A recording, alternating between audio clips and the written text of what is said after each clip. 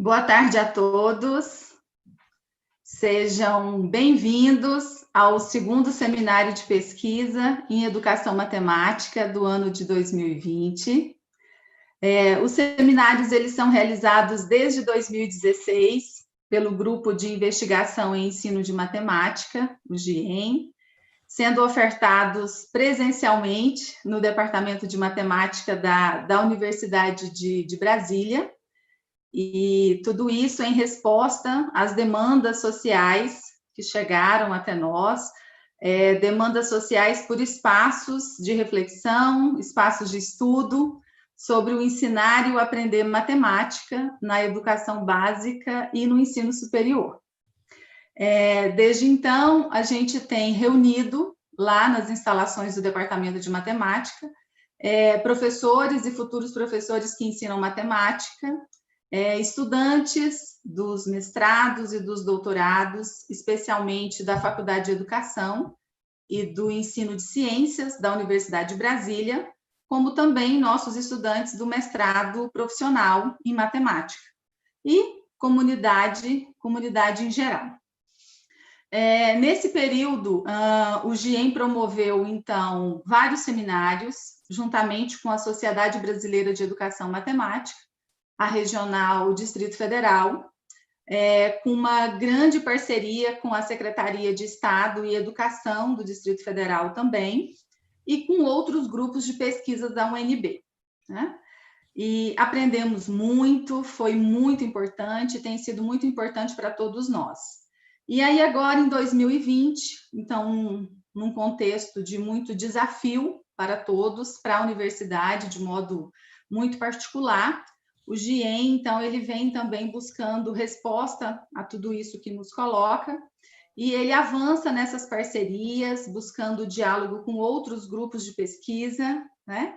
E aí, nesse contexto, a gente estabelece uma parceria que será, com certeza, extremamente frutífera com o Formate, né? Um diálogo que já vem aí desde o ano passado. O professor Alessandro já esteve conosco presencialmente no Departamento de Matemática por 2 vezes. E aí chegamos nesse momento hoje, um momento muito especial, né?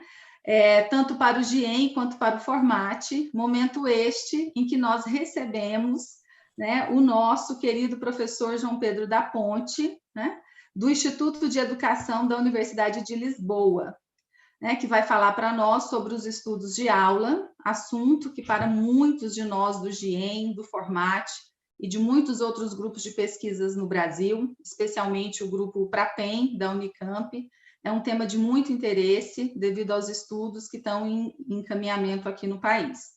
Então, professor João Pedro, seja muito bem-vindo, estamos muito felizes em tê-lo conosco. Bem, muito obrigado, muito boa tarde a todos. Eu tenho muito gosto em estar convosco esta tarde, tentar partilhar um pouco do nosso trabalho e irei exatamente falar sobre estudos de aula. Vou compartilhar a tela convosco.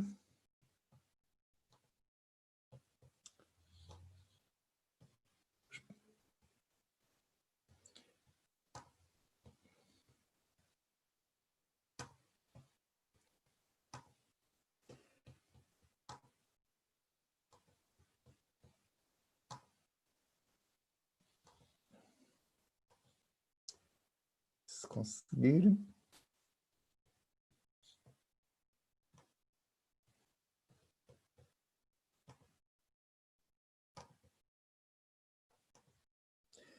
Se conseguir lá chegar. Ora bem, então o título que eu coloquei, Aprender a Pensar Matematicamente a partir de estudos de aula. Os estudos de aula, o que é o estudo de aula? No Brasil diz-se muito lesson study, nós em Portugal adotamos a expressão estudo de aula, sempre que é possível usar uma expressão em português para designar algum objeto no nosso trabalho, nós preferimos usar a língua portuguesa, em vez de estar a usar outras línguas. Lesson study é uma expressão, se nós fôssemos traduzir à letra, seria estudo de lição. Mas nós falamos pouco em lição, quer dizer, lição era um termo que se usava há muitos anos. No ensino havia as lições, os alunos tinham que estudar as suas lições. Hoje em dia, aqui em Portugal, pelo menos, o termo lição é um termo antiquado, é um termo obsoleto, que não se usa. Lesson, de facto, diz pouco aos professores. Portanto, eu não vejo grande vantagem em estar utilizando uma língua estrangeira, que é o inglês, ainda por cima para designar um objeto que é estranho à nossa cultura, que é essa ideia de lição. Para nós, aquilo que o professor faz é dar uma aula, leciona uma aula. E, portanto, estudo de aula tem sido o termo que temos usado. O que é então o estudo de aula? É um processo de desenvolvimento profissional de professores que tem aqui duas características muito importantes: o seu cunho colaborativo e o facto de ser centrado na prática letiva. Isto é um processo que tem origem na Ásia, particularmente no Japão, embora também seja praticado na China desde há muito tempo. Mas é de facto a partir do Japão que algumas pessoas começaram a divulgar nos Estados Unidos, e ele se passou a ser conhecido e passou a ser depois divulgado para todo o mundo a partir dos Estados Unidos, nomeadamente a partir do princípio do século XXI. Duas características que também têm importância no estudo da aula é o facto dele ter um fundamento em orientações curriculares e em resultados de investigação feita num dado tema, e, por outro lado, uma característica que eu acho muito interessante, que é o facto de ser próximo de uma investigação sobre a própria prática profissional dos professores que participam. E temos aqui duas imagens, que são imagens típicas do estudo de aula, em que temos os alunos que estão trabalhando e os professores que estão a assistir exatamente à aula, que é a aula crítica do processo do estudo de aula, e em que o papel dos observadores é observar os alunos. Vemos isso nas duas imagens, tanto na imagem da esquerda como na imagem da direita. São, digamos, dois momentos, ou é um momento importante do trabalho do estudo de aula. Mas aquilo que estamos a falar é da aula. A aula tem a ver aqui com o momento da observação, mas o estudo de aula começa antes, começa na definição de um problema, de uma questão a investigar. Questão essa que deve ser uma questão que tem a ver com dificuldades dos alunos na sua aprendizagem. É em termos de tentar contribuir para ultrapassar essas dificuldades que todo o trabalho se vai desenvolver.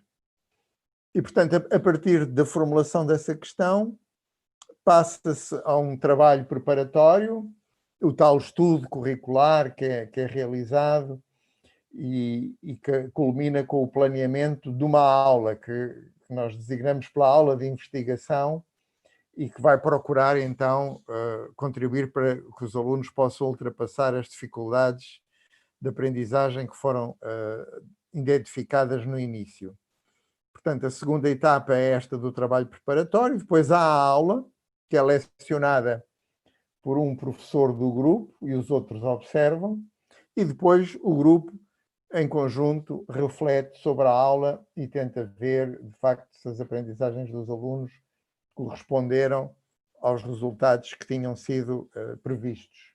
E aqui temos novamente uma outra imagem de um estudo de aula, desta vez com meninos ainda da educação infantil, numa sala, e os observadores a verem os acontecimentos a desenrolar-se.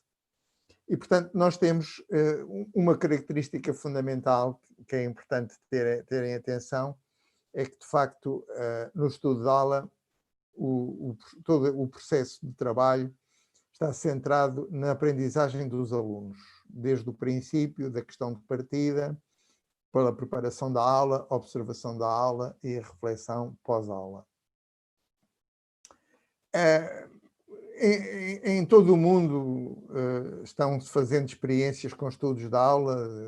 Falei dos Estados Unidos, falei do Japão, na Ásia, além da China, mas muitos outros países, as Filipinas, a Indonésia também, têm muitas experiências com estudos de aula, na Europa, certamente na América do Sul.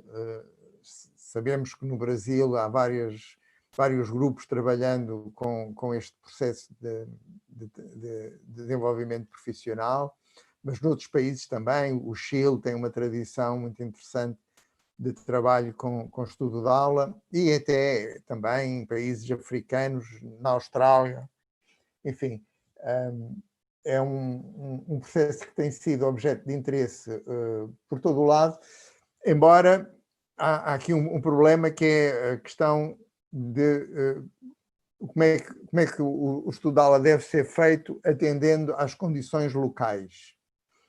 Porque fora do Japão, ele não pode ser feito da mesma maneira que no Japão. No Japão existe uma cultura entre os professores que propicia que o estudo de aula seja feito, digamos, com determinadas características. E essa cultura que existe no Japão não existe em muitos outros países. E, portanto, estar a fazer exatamente o estudo de aula da mesma maneira cria muitos problemas, porque as coisas não funcionam. E, portanto, isso coloca um desafio aos formadores e às pessoas que querem fazer estudos de aula, que é perceber qual é que é a adaptação que tem que ser feita aos contextos local para conseguir, de facto, os melhores resultados possíveis, não é? É um problema que muitos grupos procuram investigar, adaptando às suas condições locais. Nós temos feito os estudos de aula e temos procurado também investigar no sentido de perceber, de facto, como é que as coisas funcionam e que resultados é que eles proporcionam. E duas questões fundamentais de investigação que nós temos colocado são estas: quais é que são as aprendizagens dos professores no estudo de aula, e o que é que no estudo de aula, quais é que são os elementos fundamentais da sua dinâmica que propiciam essas aprendizagens profissionais. E depois fazermos outras perguntas mais específicas, como estas que eu estou mostrando. Qual o valor formativo da análise de estratégias e dificuldades dos alunos dentro do processo do estudo de aula, e o valor formativo da análise dos processos de raciocínio dos alunos? Será que o estudo de aula favorece a compreensão das possibilidades de uma abordagem exploratória ao ensino da matemática? Será que promove a compreensão sobre as vantagens e desvantagens de diferentes tipos de tarefas, que é um aspecto importante do trabalho a realizar na aula? Sobre o potencial das discussões coletivas, será que o estudo de aula, de facto, favorece essa compreensão por parte dos professores participantes? Que fatores são essenciais para o sucesso do estudo de aula? Que fatores podem comprometer esse sucesso? São questões que nós temos procurado refletir e investigar nos trabalhos que temos feito. Na organização do estudo de aula, nós temos feito, enfim, nem sempre com o mesmo formato, mas um exemplo que é muito bem sucedido é este formato com 12 sessões. Ele pode ser feito com menos sessões, mas, sendo possível, nós gostamos de fazer desta maneira.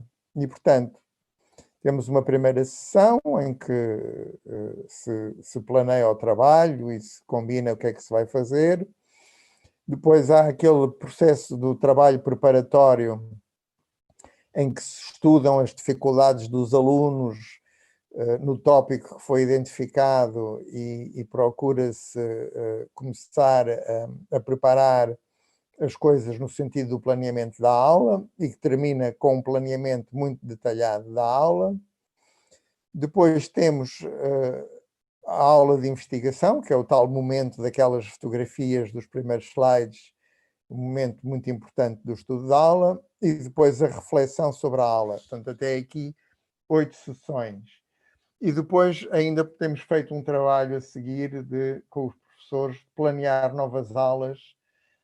Agora são aulas que são realizadas por cada um com as suas turmas e que depois partilham em conjunto nas sessões coletivas e em que os professores procuram pôr em prática aquilo que foi discutido nas sessões anteriores.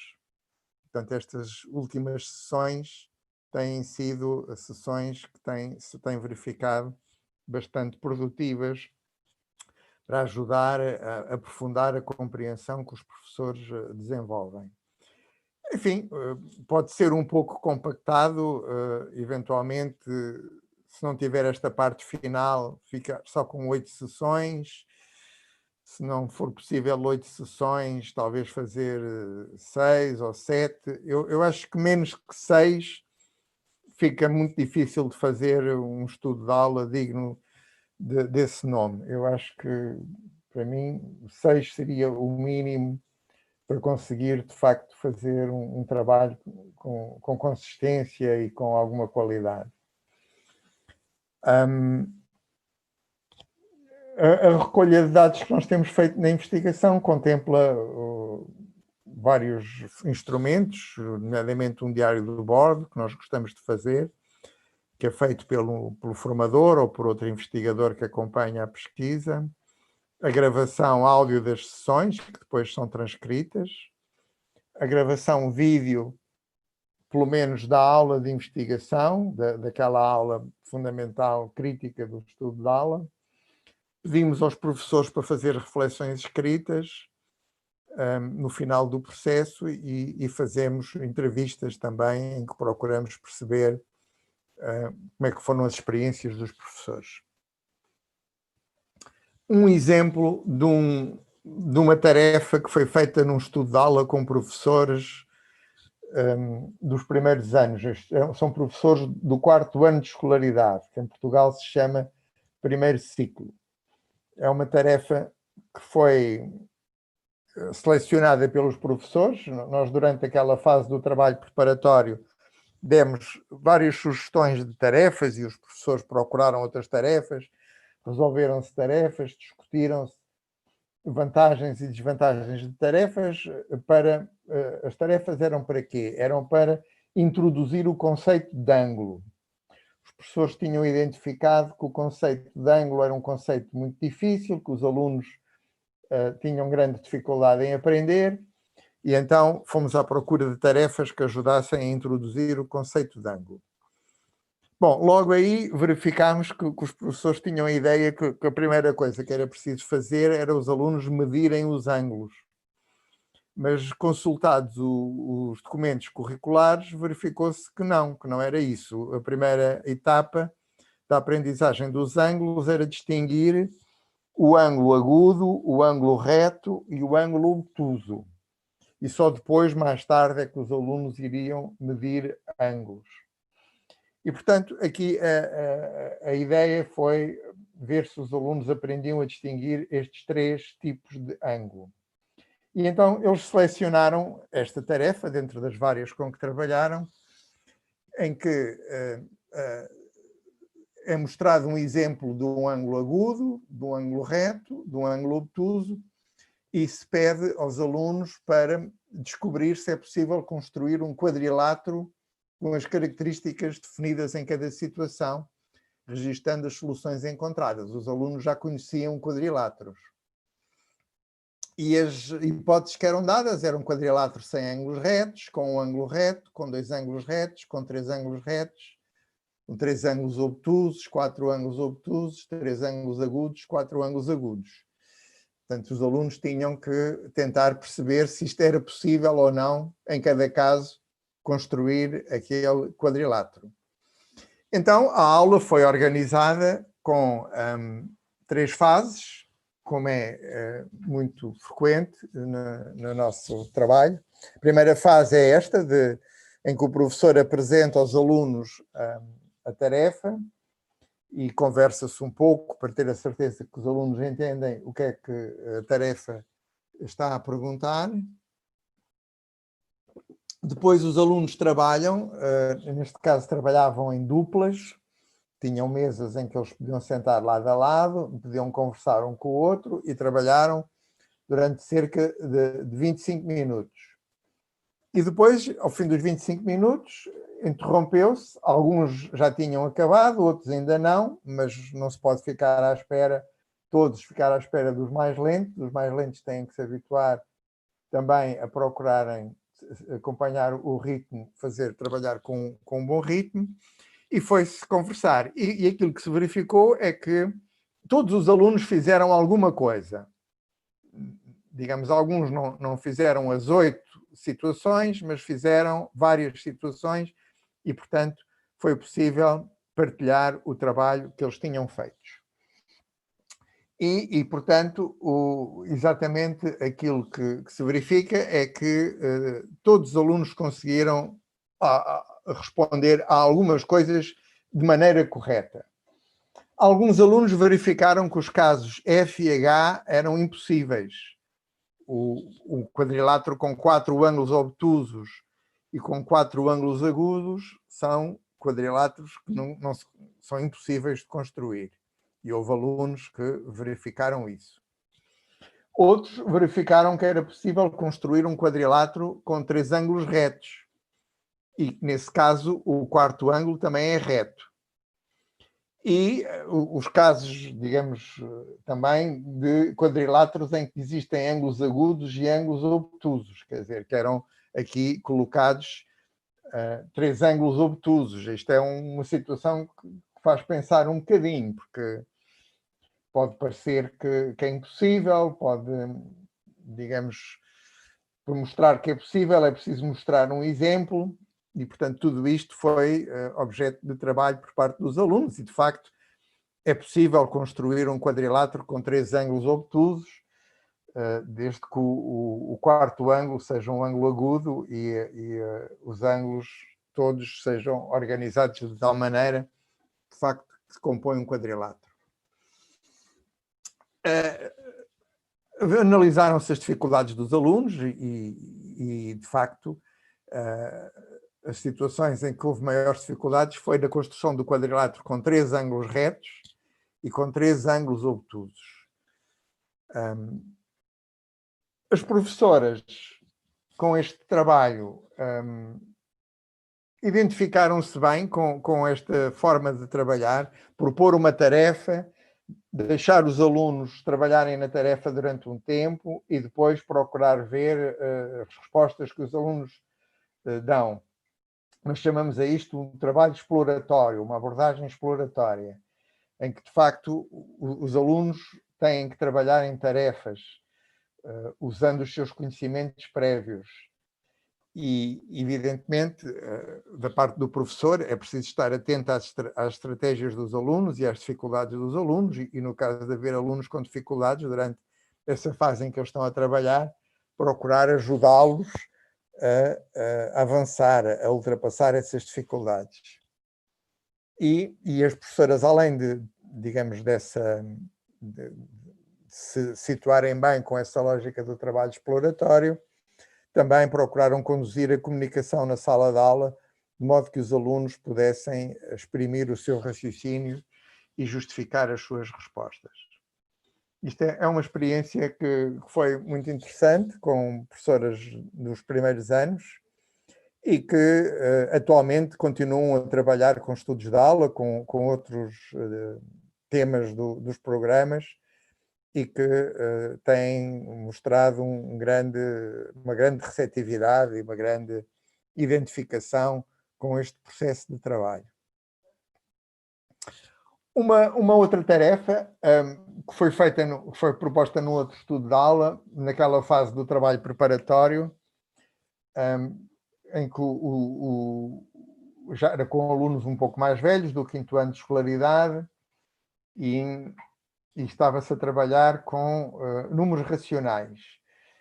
E nós, a equipa que estava a conduzir o processo, que nesta altura a formadora que estava a trabalhar era a Marisa, que aparece aqui no diálogo, propôs esta tarefa. A figura seguinte representa 3/4 de uma tira de papel.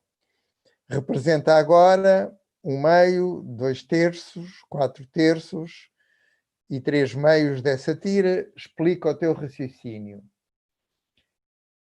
Esta tarefa, as professoras do grupo que estavam realizando o estudo de aula acharam que era uma tarefa muito difícil para os alunos. Isto não é nada daquilo que nós costumamos fazer, os alunos não conseguem responder isto. Como é que isto se pode fazer? Normalmente, nós damos uma tira e dizemos para representar as frações dessa tira. Mas aqui não é essa a situação. A tira que é dada não é a unidade, mas é 3/4. E, portanto, aqui o diálogo mostra uma certa surpresa da parte da professora Maria, como é que isto se vai fazer. E a outra professora, a Tânia, diz, bom, isto primeiro tem que se acrescentar algo na tira de papel, e ela não diz, mas está a pensar de maneira a reconstituir a unidade. E então, enfim, reconstruída a unidade, depois já não será difícil de obter aquelas frações, mas é preciso resolver este problema, digamos, em 2 etapas. As professoras acharam que este problema era muito difícil, porque os alunos, dada esta situação, vão logo dividir em 4, que é aquilo que eles estão habituados a fazer, nem leem com muita atenção o enunciado, e acham que o que está a pedir é para representar 3/4 daquela tira que está ali representada. Isto é o que a Maria diz que os alunos vão fazer. Bem, o nosso desafio às professoras foi, não querem experimentar na vossa turma, a ver se de facto há alguns alunos que conseguem fazer. As professoras muito pouco convencidas de que iria dar resultado, lá resolveram experimentar e, de facto, enfim, aquilo que aconteceu é que houve alunos que conseguiram resolver. E, portanto, aquilo que se pensava que nenhum aluno iria ser capaz de fazer, afinal não foi verdade, o que mostra que muitas vezes os alunos têm capacidades que nós não conseguimos avaliar muito bem e podem ser motivo de surpresa. Então, a partir daí, nós começámos um bocadinho, nestas situações, a procurar ver as dificuldades que os alunos têm, mas também as estratégias que os alunos podem usar e que podem ser estratégias surpreendentes e interessantes para resolver uma tarefa. Que isto é a identificação dos aspectos positivos nas resoluções dos alunos. E, portanto, quando olhávamos para a resolução do aluno, procurávamos ver o que é que havia de dificuldades e o que é que havia de aspectos positivos. E isto foi uma coisa interessante, porque aquilo que nós vimos era a tendência das professoras para falar muito das dificuldades e pouco dos aspectos positivos ou das estratégias dos alunos. E, por exemplo, aqui temos a Francisca, que é uma professora do grupo, a quem nós pedimos para ela falar destas estratégias, e ela diz que os meninos pintaram com facilidade as frações, mas a representação em fração muitas vezes não fizeram. E, portanto, ela começa a falar dos aspectos positivos, mas rapidamente desliza para as dificuldades e continua a falar das dificuldades. E a formadora, a Marisa, continua a insistir para falar daquilo, das surpresas, das estratégias, daquilo que são os aspectos positivos. E a Francisca, em resposta, conseguiu identificar outros aspectos. Portanto, isto de olhar para o aluno, não só do ponto de vista das dificuldades, mas também do ponto de vista das estratégias, foi uma aprendizagem interessante ao longo do trabalho, e temos aqui outra professora, que é a Tânia, a identificar capacidades que os alunos conseguem ter e coisas que eles conseguem fazer e que são dignas de registro. E, portanto, ao olhar para os alunos, é importante ver as dificuldades, mas também as estratégias de raciocínio que os alunos usam. E pensando em estratégias de raciocínio e pensando no raciocínio e exemplos de trabalho que foi feito durante a preparação dos estudos da aula, temos aqui uma primeira tarefa que foi proposta a uns alunos. Se uma fração A sobre B tem numerador e denominador maiores que a fração C sobre D, será que a fração A sobre B é sempre maior que a segunda fração C sobre D? É uma questão que, digamos, pode levar alguns alunos a achar, bem, se os números são maiores, A e B são maiores, essa fração é maior. Os alunos estiveram a investigar e houve um aluno que deu esta resposta que está aqui. Responde que não e dá um exemplo. 7 a dividir por 4, ou seja, 7 quartos, e 5 a dividir por 2, ou seja, 5 meios. 7 quartos tem numerador, se for escrito como fração, e denominador maiores que 5 meios, e, no entanto, o 7 quartos é menor que 5 meios. E, portanto, mostra que a afirmação que é feita é uma afirmação que não é verdade. E, portanto, é através de um exemplo que é mostrado que a falsidade de uma afirmação. Um outro exemplo é este aqui, em que há uma pergunta: será que 2 quartos é igual a 8/16? E há um aluno que responde sim, e inclusivamente escreve 0,5 igual a 0,5, que já é uma justificação. Mas a linha B pediu uma justificação. O aluno já tinha dado a justificação na linha A. Na linha B ele detalha um pouco mais a justificação e, portanto, escreve 4 meios igual a 0,5, 8/16 igual a 0,5, 0,5 igual a 0,5. Portanto, a justificação é que as duas frações são iguais ao numeral decimal 0,5 e, portanto, uma vez que se duas quantidades são iguais a uma terceira, 0,5, elas são iguais entre si e, portanto, fica justificado que as duas frações são equivalentes.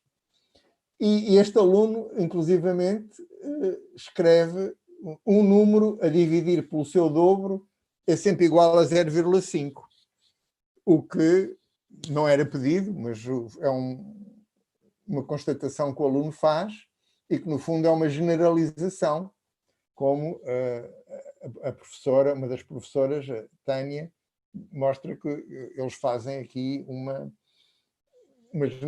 generalização, uma afirmação que é sempre verdadeira. Enfim, não é uma afirmação do outro mundo, mas é uma ideia interessante e, portanto, temos aqui os alunos a conseguirem fazer justificações e a conseguirem fazer generalizações, que são dois processos centrais no raciocínio. Exatamente, nós temos trabalhado bastante sobre a questão do raciocínio matemático e este modelo representa, digamos, as ideias com as quais nós temos estado a trabalhar, e aqui aparece, dentro deste modelo, a generalização e a justificação como dois elementos muito importantes do raciocínio. Um raciocínio começa sempre com uma questão, uma coisa que se quer saber. Depois há uma formulação de estratégias para tentar responder a essa questão. Pode levar à formulação de conjecturas que podem ser específicas, dizendo respeito a um objeto, a um número reduzido de objetos, ou podem ser conjecturas que dizem respeito a toda uma classe. E então, se dizem respeito a todo um conjunto, toda uma classe de objetos, elas são gerais e podemos chamar de generalizações. A generalização pode ser verdadeira ou pode ser falsa. Uma conjectura pode ser verdadeira ou pode ser falsa. Muitas vezes nós fazemos conjecturas que são falsas.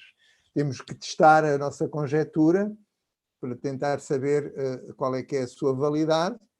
e se a conjectura conseguir passar vários testes, nós tentamos procurar uma justificação matemática com propriedades matemáticas ou com processos de verificação de todos os casos possíveis, ou mostrando a falsidade de uma afirmação através de um exemplo que mostra que a afirmação é falsa. Enfim, várias maneiras que nós podemos justificar, sendo isso um aspecto essencial do raciocínio. E, portanto, temos este modelo geral. Claro que o raciocínio é sempre apoiado em representações. Nós vimos ali naqueles exemplos os alunos usarem representações em fração, representações em numerais decimais, representações de objetos geométricos, como é o caso do ângulo. As representações são muito importantes no raciocínio. Não, digamos, a escolha de uma boa representação é essencial para se conseguir fazer um bom raciocínio. E também a questão do significado. É preciso perceber-se o que é que se está a fazer e o que é que se está a pensar, sem dar um significado aos objetos com que estamos a lidar. Não é possível fazer um bom raciocínio. E, portanto, temos o raciocínio em ligação com os significados e com as representações. E isto são aspectos que nós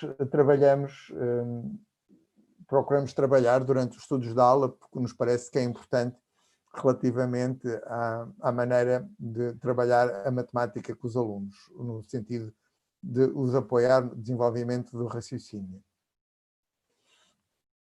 E, portanto, procuramos discutir com os professores que participam como é que se podem criar oportunidades para justificar e para generalizar. E temos aqui um exemplo de um diálogo durante o estudo da aula, em que as professoras foram dando exemplo de coisas que tinham feito no passado, exatamente no sentido de criar oportunidades para que isto pudesse acontecer. Os alunos poderem fazer generalizações e poderem fazer justificações. Depois, digamos, dos alunos trabalharem com as tarefas, um aspecto muito importante é aquele último momento da aula, que é o momento que nós chamamos de discussão coletiva. É neste momento em que alguns alunos vão poder mostrar o seu trabalho. Alguns professores ficam muito preocupados porque acham que é preciso os alunos todos mostrarem, mas isso não há tempo. Numa aula de 1 hora, às vezes até a aula tem menos, mas mesmo que a aula tenha mais, quer dizer, todos os alunos mostrarem o seu trabalho não é possível, nem é vantajoso, porque há casos em que os alunos fazem muito parecido com o colega que já apresentou e não faz sentido estar a repetir aquilo que já foi feito. E, portanto, aqui na discussão coletiva, o que é importante é ver algumas resoluções a partir dos quais toda a turma possa aprender. Alguns alunos vão contribuir para essa discussão, outros possivelmente não vão nesta aula, podem ir na aula seguinte ou podem ir noutra aula mais adiante e o professor vai gerindo a participação dos alunos. Então, aqui qual era a situação? Era uma tarefa que foi feita também com uma situação envolvendo números racionais, e a tarefa diz: dobra uma tira de papel em 2, 4, 8 partes iguais, representa de diversas formas as partes que obtiveste. Quando a professora a primeira vez propôs esta tarefa aos alunos, eles ficaram muito confundidos, sem saber o que é que se pretendia. Porquê? Por causa desta palavra representa. A palavra representa é uma palavra que os alunos nunca tinham entendido na aula de matemática. Nós falamos muito nas representações, eu ainda há bocadinho ali com o modelo do raciocínio falei das representações, e é muito importante os professores conhecerem as representações. Para os alunos foi uma palavra nova que eles tiveram que aprender, e o professor digamos, teve que fazer ali um momento de explicação o que é isto de representar as partes. Mas pronto, sem resolver a tarefa, porque quando existem estas dificuldades dos alunos, a pior coisa que o professor pode fazer é resolver a tarefa para o aluno. Se isso significa matar a tarefa. O professor tem que procurar ajudar os alunos a entender o que se pretende, mas deixar o trabalho para ser feito pelos alunos.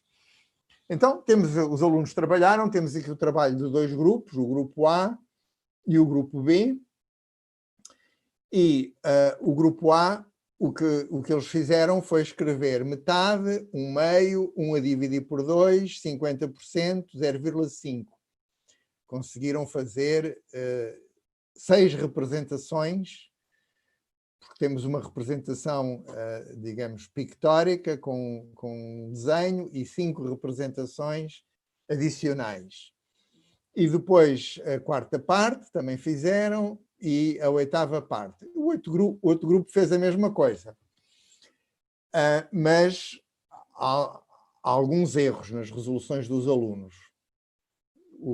A primeira está certa nos 2 casos, no A e no B, mas a segunda aparece aqui um erro, o 0,4. Quando se trata de escrever em numeral decimal, a quarta parte, os alunos, em vez de escreverem o numeral corretamente, olham para o 1 a dividir por 4 e do 1 a dividir por 4 acham que vai ser 0,4. Aqui o grupo B não fez bem, 0,25, representou corretamente em numeral decimal. Depois, o grupo A, quando chegou ao oitavo, digamos, ainda fez outro erro, aqui tinha 0,4 e admitindo que o 0,4 estava bem, a oitava parte seria 0,2, seria metade. Mas em vez de fazerem a metade, eles duplicaram, em vez de dividir por 2, multiplicaram por 2. Portanto, temos aqui um outro erro. O grupo B também não fez bem a passagem para a oitava parte, porque dividiram 0,25 por 2, mas em vez de escreverem o numeral decimal correto, escreveram 12,5. E, portanto, temos erros tanto no A como no B, embora o A tenha mais erros do que o B. Então, nós pusemos à discussão das professoras se começavam pelo A ou começavam pelo B. E uma das professoras diz que escolhíamos o B porque é o que está mais correto, matematicamente é o que está mais correto, é um argumento. E outra professora porque é o que está melhor a nível da apresentação. Ela acha que percebe melhor o B do que o A. Pronto, e temos outra professora do grupo, que é a Francisca, que introduz outro argumento, quer dizer, pegar pelos erros, na minha perspectiva, diz a Francisca, não é dizer que isto está errado, não é inferiorizar as crianças, é tentar ver os erros e tentar esclarecer o maior número de alunos para aqueles erros. Porque não são só estes que vão fazer este tipo de leitura, há muito mais na turma que vão fazer exatamente o mesmo tipo de coisa. E, portanto, de facto, o mais interessante na resolução dos alunos é discutir os erros e tentar que sejam os próprios alunos a chamar a atenção do que é que está errado e a justificar as suas respostas. E, portanto, esta análise feita coletivamente pela turma na fase final da resolução da tarefa pode ser muito rica e não há que olhar só para os erros, há que olhar para os erros e há que olhar para tudo o que está certo e ter as duas coisas sempre bem equilibradas. E, portanto, digamos, o que nós temos aqui visto é que com o estudo da aula é possível trabalhar no sentido do desenvolvimento do conhecimento profissional do professor, vários aspectos. Estes aspectos têm a ver com questões fundamentais da prática letiva, a inserção de um tópico no currículo, as orientações curriculares, a articulação com as tarefas anteriores, as capacidades e competências a desenvolver nos alunos, o diagnóstico das dificuldades que eles têm, a análise das estratégias que eles podem seguir, as ações do professor durante a aula e a maneira de fazer a avaliação das aprendizagens. Tudo isto são questões fundamentais da prática letiva, que nós associamos ao conhecimento profissional do professor, ao conhecimento didático. Tudo isto são aspectos que nós podemos incluir no conhecimento didático. E temos o processo de trabalho do estudo de aula, que é um processo que nós podemos dizer que está muito próximo de uma investigação sobre a prática dos professores.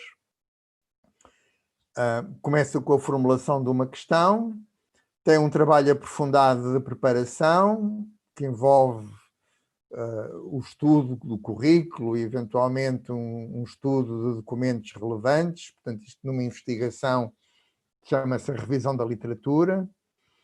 Depois há a preparação da aula e a aula com uma recolha de dados. Na aula de investigação é muitíssimo importante o papel dos observadores a observar o trabalho dos alunos, a recolher dados sobre esse trabalho.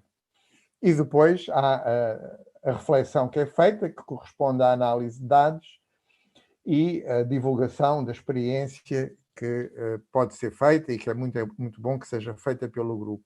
E, portanto, em ponto pequeno, porque são 7, 8 sessões do estudo de aula, é possível fazer uma pequena investigação, que é uma forma de trabalho muito importante do ponto de vista da aprendizagem e da aprendizagem dos professores.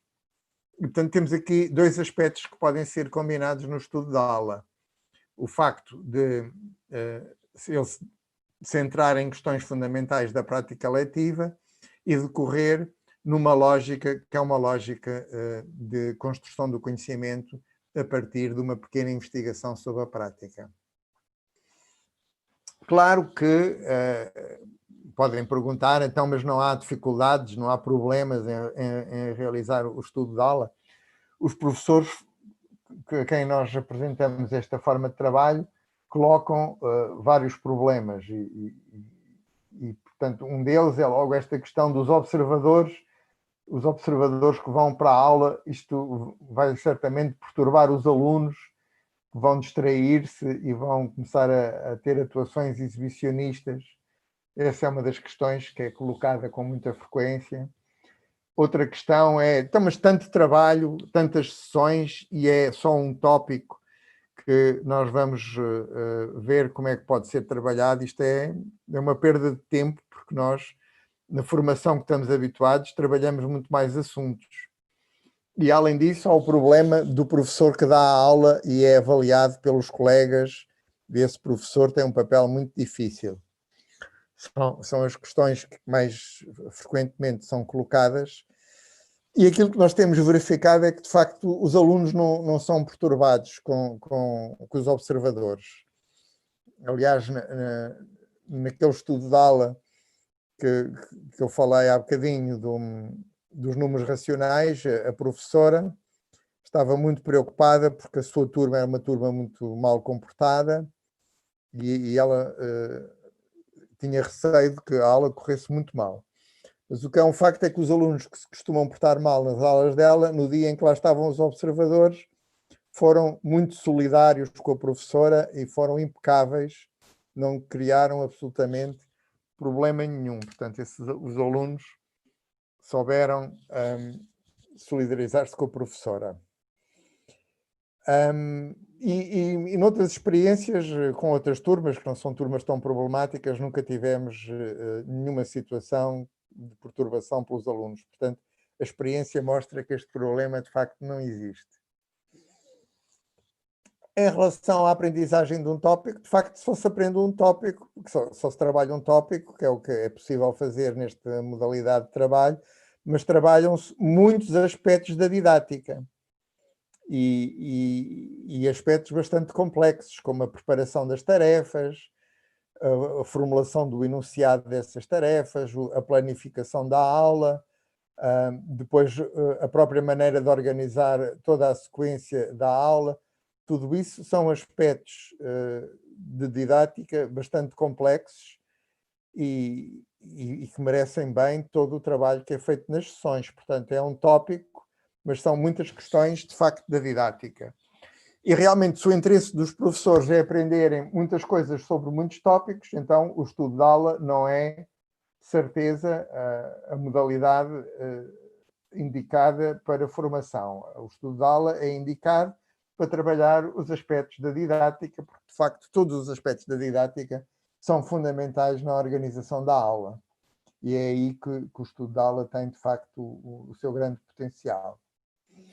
Quanto à avaliação da aula, a avaliação do professor, de facto, a aula é preparada em conjunto, a aula é de todos, não é só do professor, e aquilo que está no centro das atenções são os alunos, o trabalho dos alunos, e, portanto, este problema da avaliação do professor não é um problema que se precise de pôr.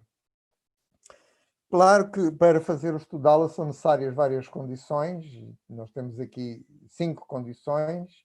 Tem que haver alguém capaz de liderar o processo e de dinamizar as sessões e de conduzir o grupo. É um trabalho de grupo, tem sempre que ter uma dinamização. Tem que haver horários compatíveis por parte dos professores, que permitam eles reunirem-se e trabalharem em conjunto. Eu gosto de sessões de 2 horas, enfim, pode ser um bocadinho menos, mas sessões muito curtas não são produtivas. Uma sessão de trabalho conjunto precisa de algum tempo para começar a ser produtiva. 1h30, 2 horas, 2 horas e meia, tem sido aquilo que me parece que funciona melhor. Depois é preciso que exista disponibilidade dos professores para trabalhar com os colegas, para investirem, para fazerem um investimento nesta formação e para criticar de forma construtiva, observar, ser observado, portanto, enfim, tudo estes aspectos que são importantes no trabalho colaborativo, porque, de facto, o estudo de aula tem esta natureza e se ele não for vivido de forma colaborativa, certamente que vai perder muito das suas potencialidades.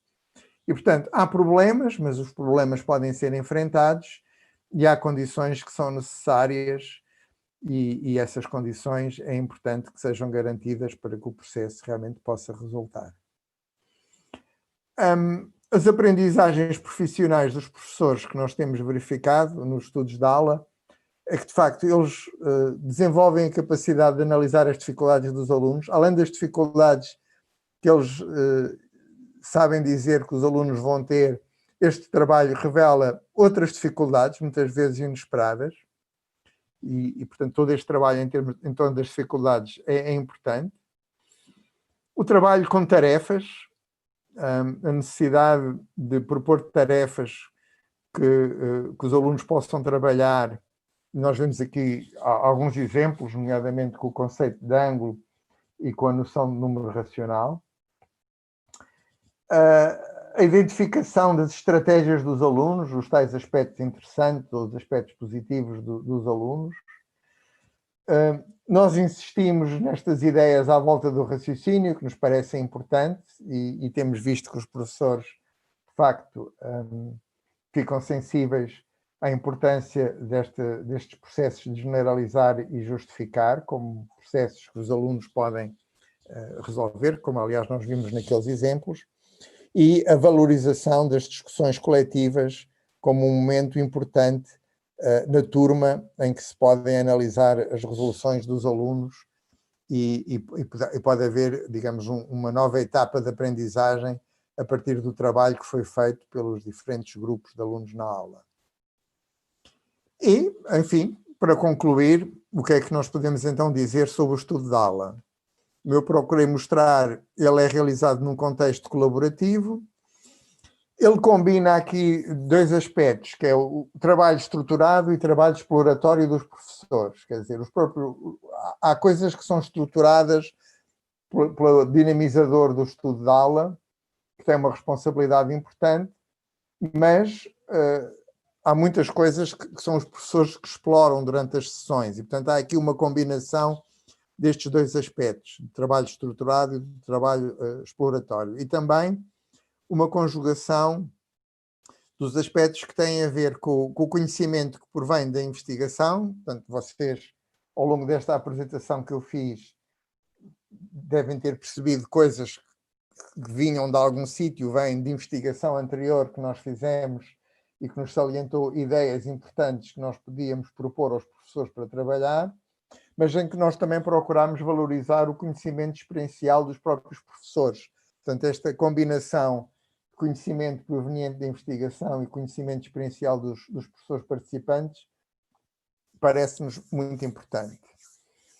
Favorece o desenvolvimento do conhecimento do professor, o conhecimento matemático e, sobretudo, do conhecimento didático, para o qual o estudo da aula é mais vocacionado, e favorece a capacidade do professor aprender a partir da sua prática em conjunto com os colegas. E, portanto, deste modo, o estudo da aula tem potencialidades para promover o desenvolvimento profissional dos professores, favorecer o desenvolvimento de uma cultura profissional, ideias importantes como a colaboração, a reflexão, a investigação sobre a prática e promover o desenvolvimento de práticas profissionais promotoras de uma aprendizagem mais efetiva, ou seja, promotoras do sucesso dos alunos. E, portanto, enfim, as nossas experiências com o estudo de aula têm sido muito positivas e, portanto, temos vindo a realizar cada vez mais. Temos um bom número de trabalhos de doutoramento, ou de doutorado, como se diz no Brasil, focados em vários aspectos específicos do estudo da aula, e tem sido um trabalho muito interessante, e estaremos certamente também muito interessados em conhecer experiências brasileiras e procurar fazer um intercâmbio e uma troca de experiências com trabalhos que possam vir a ser feitos no Brasil. Muito obrigado, e agora terei todo o gosto em procurar responder às questões que queiram pôr.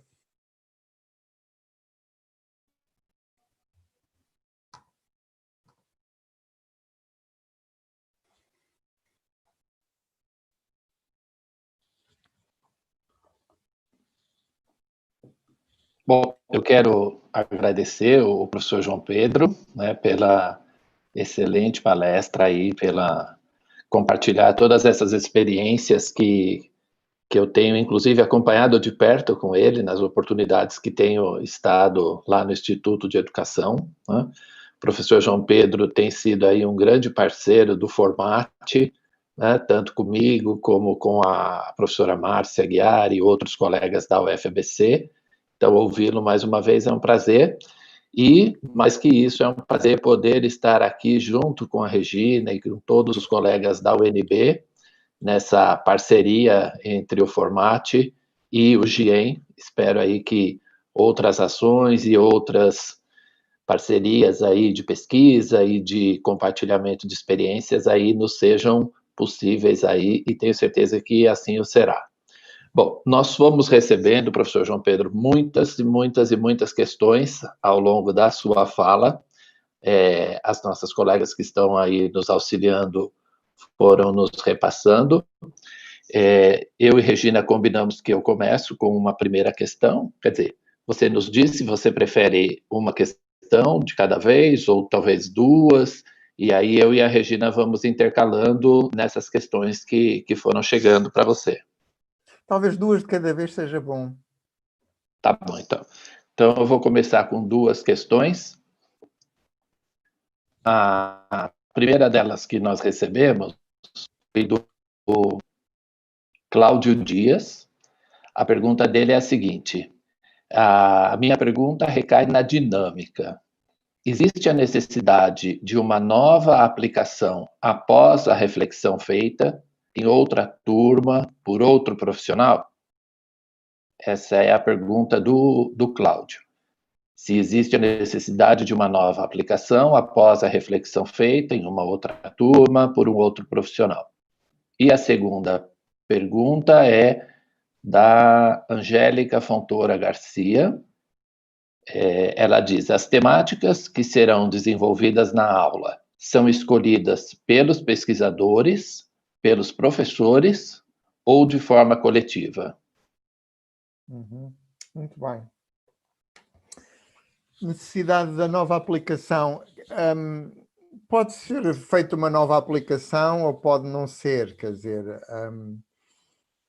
às vezes é impossível porque não há uma turma disponível e, portanto, não se vai fazer na mesma turma uma segunda aula com o mesmo conteúdo. Portanto, às vezes é de todo impossível. E há uma discussão sobre vantagens e desvantagens de fazer essa nova aplicação. Os chineses têm uma visão um pouco diferente dos japoneses sobre o estudo de aula e acham que é muito importante fazer uma nova aplicação aperfeiçoando a tarefa e depois, com base nessa experiência, uma nova aplicação. Eu já vi trabalhos em que eles fazem uma sucessão de aplicações, 10 aplicações sucessivas em que vão sempre fazendo modificações na tarefa. E, portanto, enfim, há muitas opiniões sobre o assunto.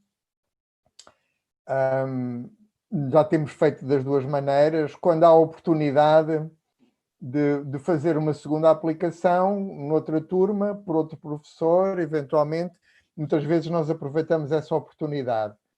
Mas a palavra na pergunta era necessidade, eu diria necessidade absoluta não há.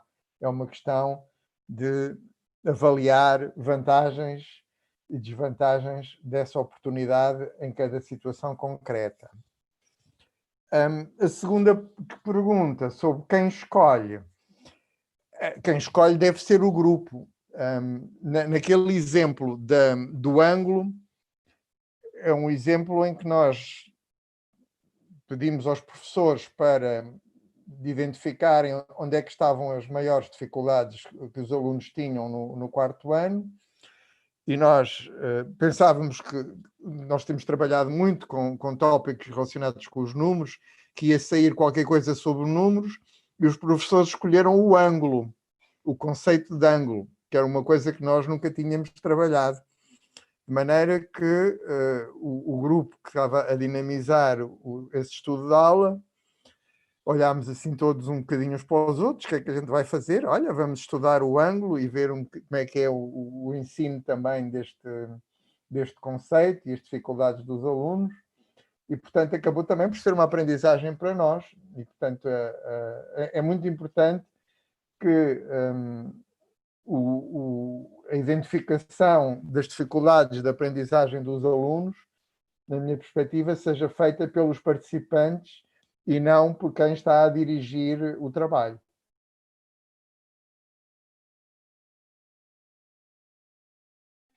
Está ótimo. A Regina pediu para eu fazer mais duas e depois ela entra com a participação dela. Bom, professor, nós temos uma participante bastante fervorosa aqui no chat, que você conhece bem, que é a professora Miriam Godoy, lá da Unesp de Rio Claro. Ela enviou várias perguntas, inclusive pediu para lhe agradecer e que tem um carinho muito especial por você, por toda a participação que você teve na formação dela. Ela enviou várias perguntas, mas, Miriam, eu vou ter que calibrar um pouco para poder apresentar a pergunta de outros colegas. Então, eu vou, desse momento, colocar duas perguntas que ela fez que é possível ser junto. Ela pergunta o seguinte: tantos professores na observação durante uma aula, é sempre assim? O grupo de observadores é sempre grande? E ela também pergunta: esses programas de desenvolvimento profissional são organizados com professores de uma mesma escola? Uhum. E uma outra pergunta que eu gostaria também de compartilhar, que é bastante interessante, professor, é do Dailson Costa. Ele pergunta o seguinte: é viável desenvolver estudo da aula, né, ainda nas licenciaturas em matemática e em pedagogia? Em que momento isso seria mais adequado? Durante os estágios curriculares, supervisionados, ou em outros momentos? Ok, muito obrigado. Um abraço muito especial, então, também para a Miriam. De facto, já não nos vemos há muito tempo, mas foi um período muito, muito bom de trabalho que tivemos em conjunto. Muito bem.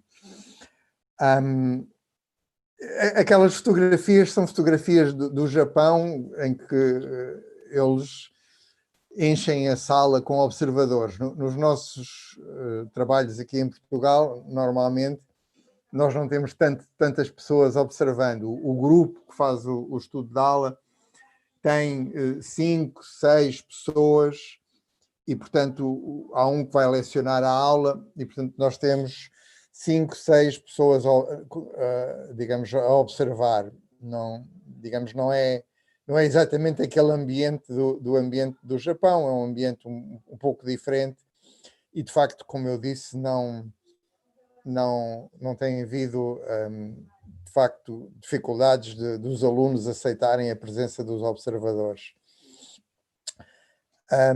Os japoneses gostam de fazer uma coisa que nós nunca fizemos, que é aquilo que eu chamo a aula de demonstração.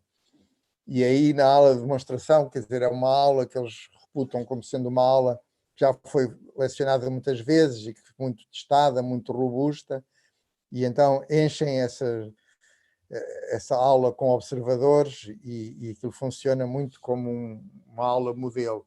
Mas isso são coisas que eles fazem no Japão, nós não fazemos e eu suspeito que isso em Portugal seria uma coisa complicada, esse conceito de aula modelo, não estou a ver. Portanto, isto para salientar um bocadinho estas diferenças entre o que se passa no Japão e o que se pode passar noutros países e que nós não temos que seguir necessariamente a fazer as coisas exatamente como fazem os japoneses no Japão. Os professores, se eles são da mesma escola, na maior parte dos casos têm sido, mas não é necessário. Eles podem ser de escolas diferentes.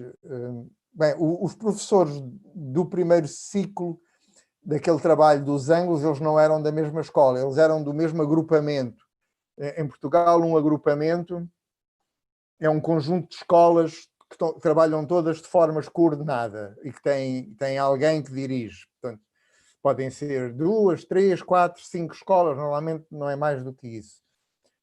E o agrupamento tem escolas, digamos, primárias e escolas depois do nível de ensino seguinte, que nós chamamos de segundo ciclo e terceiro ciclo, tudo isso é um agrupamento.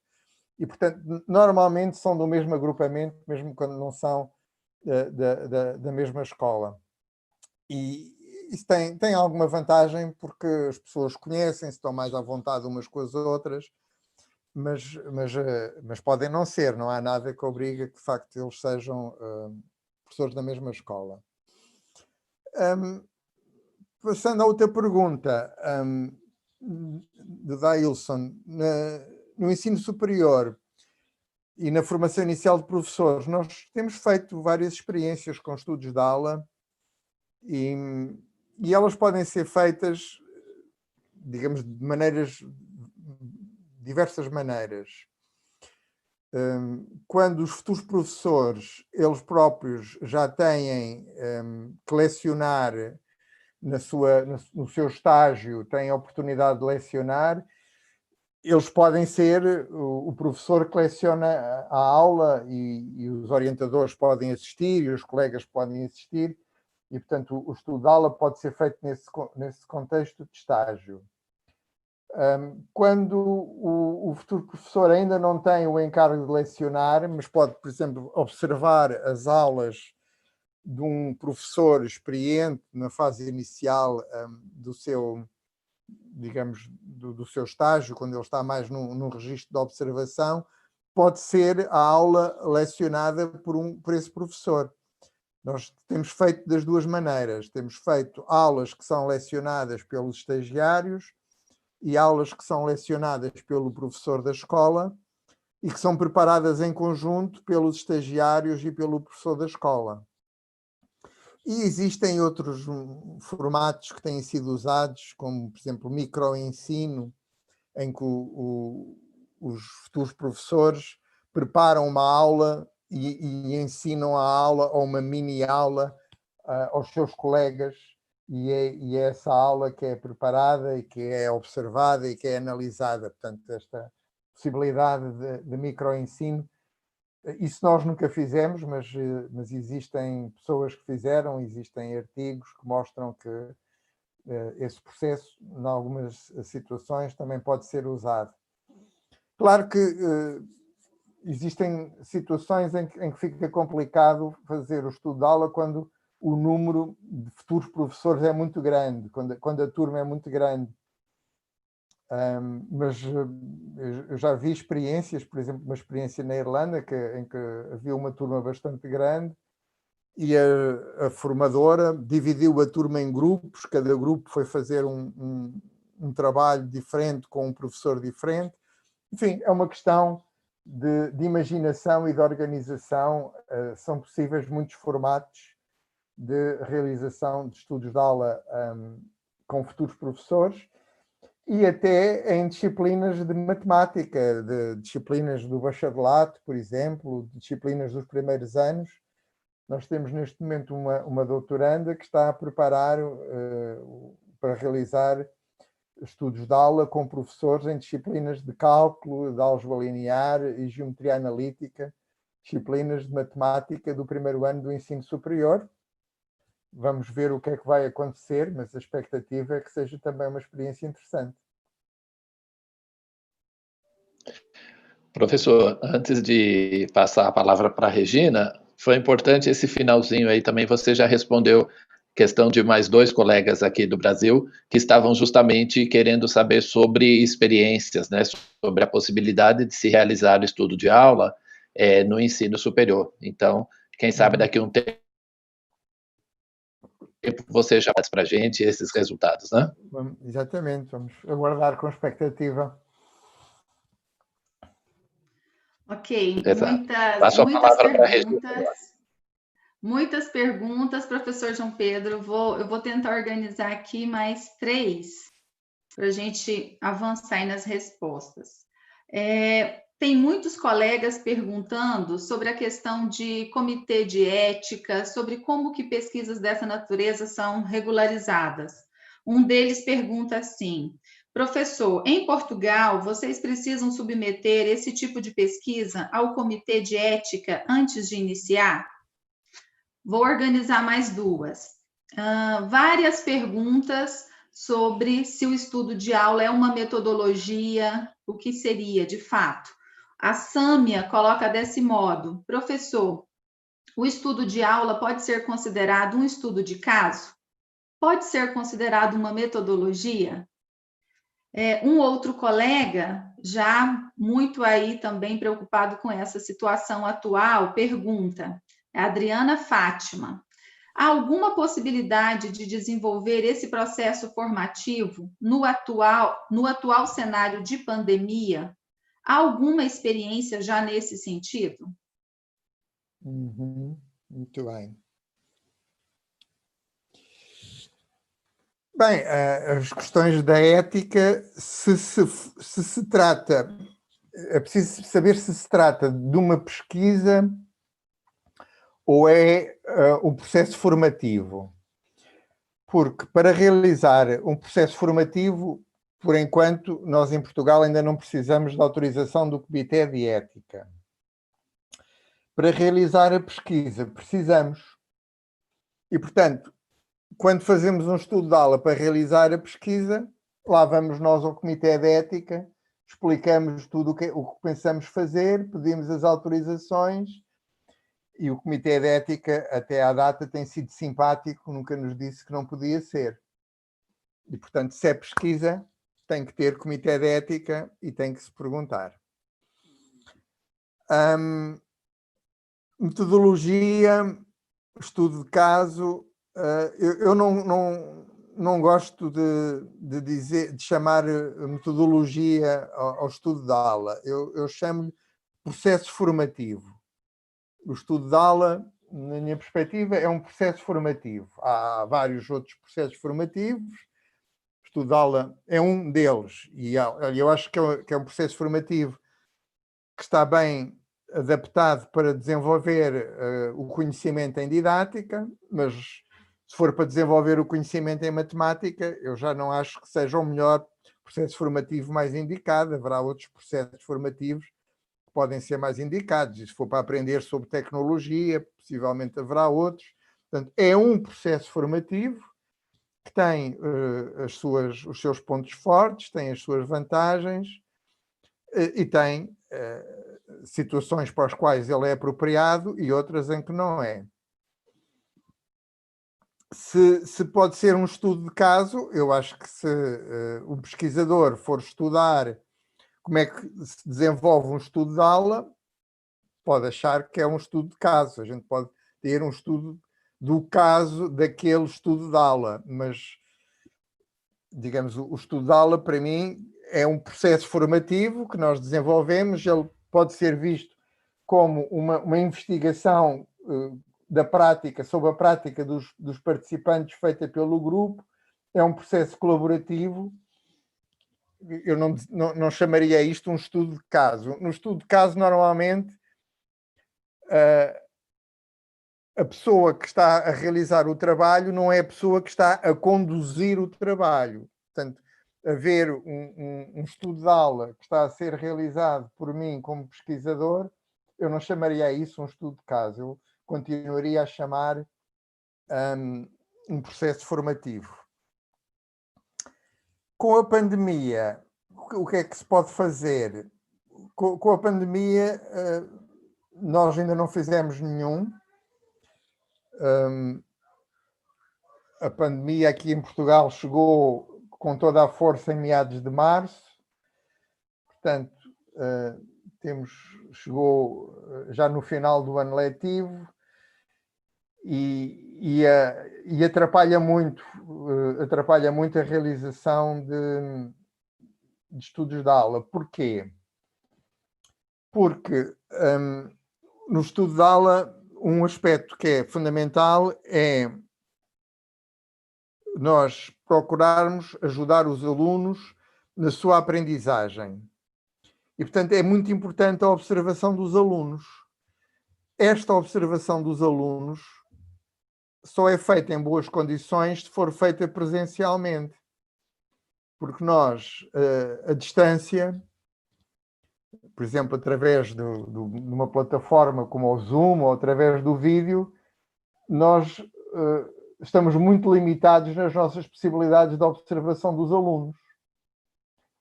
Nós, eventualmente, se a câmara nos der boas imagens, nós conseguimos ver a face do aluno, mas não vemos o que é que o aluno está a escrever no caderno, não conseguimos perceber o que é que o aluno está a falar com o colega e, portanto, as possibilidades de observação dos alunos ficam muito limitadas. E com isso o estudo de aula fica muito comprometido. E, portanto, nós ainda não conseguimos encontrar maneira de dar volta a esta situação. Nem sei se vamos conseguir resolver o problema. Se vamos ter que esperar todos pela vacina para ver se finalmente conseguimos ter aulas em que nós estamos novamente todos na sala a trabalhar em conjunto, que é a forma como realmente isto foi desenhado. Enfim, esperemos que sim. Se não, temos que inventar alguma coisa que possa ser feita, mas eu ainda não estou a ver o que é que possa ser uma solução satisfatória nestas condições em que nós estamos deste trabalho. Atualmente, o trabalho que foi feito, digamos, a partir de meados de março, foi um trabalho nas escolas, essencialmente à distância. E nesse trabalho, de facto, não estou ainda bem a ver o que é que possa ser uma solução satisfatória e portanto, é uma pergunta para a qual eu não tenho uma resposta para lhe dar, mas eu espero que a vacina esteja aí a aparecer. Falam em 2021, há uns que dizem que só no final de 2021, outros dizem no início de 2021. Ficar torcendo para no início de 2021 termos uma vacina que possa ser divulgada e que nos possa ajudar a enfrentar, de facto, esta situação que tem sido extremamente problemática em toda a parte.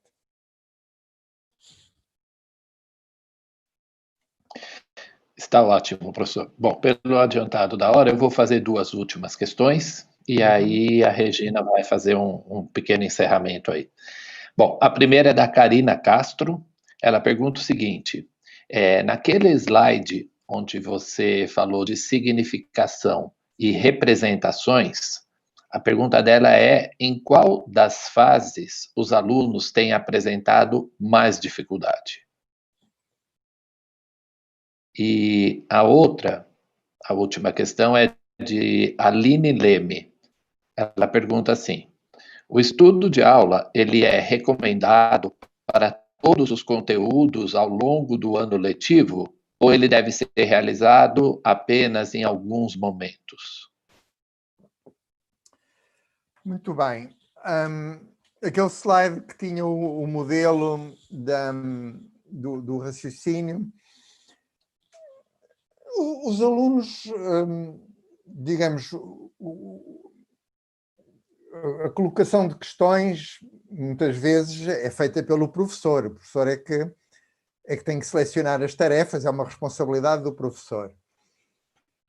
Claro que se os alunos formularem questões e as questões forem interessantes, excelente, e o professor pode tirar partido disso e será muito bom que o possa fazer, mas não devemos ficar à espera que sejam os alunos necessariamente que têm que formular as tarefas.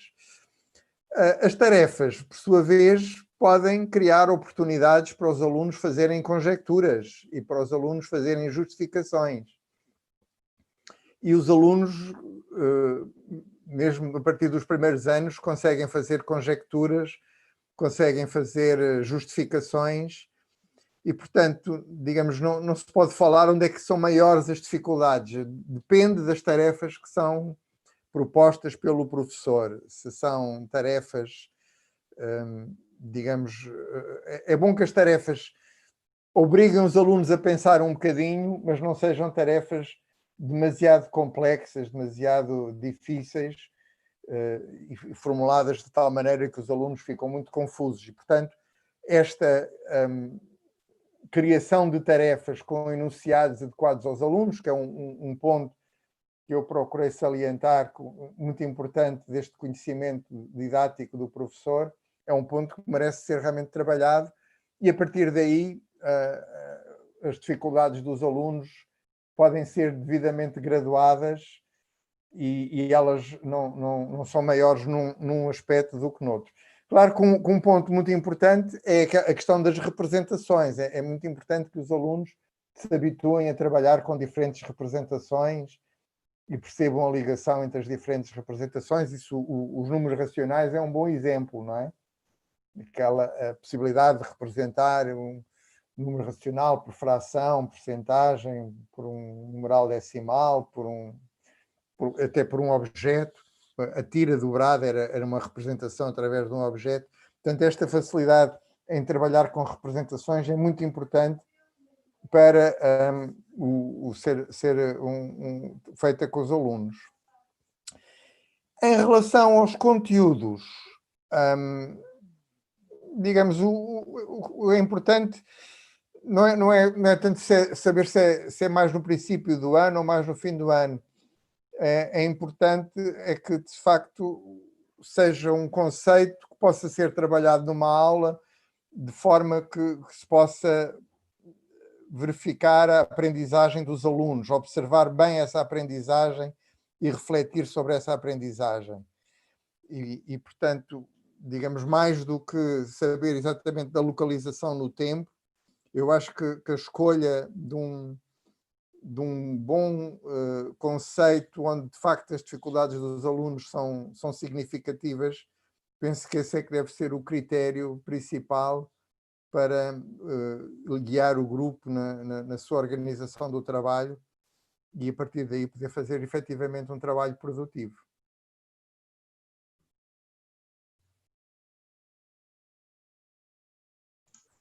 Então, obrigada, professor, muito obrigada.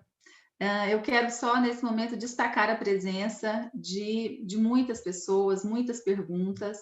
Nós não vamos conseguir responder a todas, mas a gente conseguiu aqui, com a ajuda aí da secretaria, do GIEM, conseguimos organizar todas as perguntas, e aí depois a gente pensa até num determinado modo aí de responder, tá, a todos. E aí várias pessoas participaram conosco, então destacando isso, de vários estados aqui do nosso Brasil, em especial de cidades do interior, que tiveram a oportunidade de acompanhar o seminário, colegas em países como Colômbia, México e de Portugal, tá? Então, professor João Pedro, nós agradecemos muitíssimo pelo seminário, né, por nos ajudar a compreender aspectos aí tão importantes do estudos da aula, e a gente espera que a gente tenha outras oportunidades, e a gente já fica na torcida para que elas sejam presenciais. A gente já fica aqui esperando. E aí a gente convida também a todos que estão conosco, que estejam também no próximo seminário, que será no dia 7 de agosto, também às 15 horas, proferido pela professora Raquel Dor, do Departamento de Matemática da UNB, e o tema será Diálogo e Investigação em Aulas de Matemática por meio da aprendizagem dialógica. Então, nós aguardamos todos vocês. Então, muito obrigada. Eu também queria despedir-me, agradecer a todos a atenção e as perguntas que fizeram. Tive muito gosto e os meus votos de felicidades para todos. Muito obrigada, professor. Muito obrigada mesmo. Então, até a próxima oportunidade e a todos que estão nos acompanhando. Até o próximo. Ok, muito bem. Tchau, então. Até a próxima. Obrigado, Regina. Até logo. Até mais. Obrigada, Alessandro. Até mais.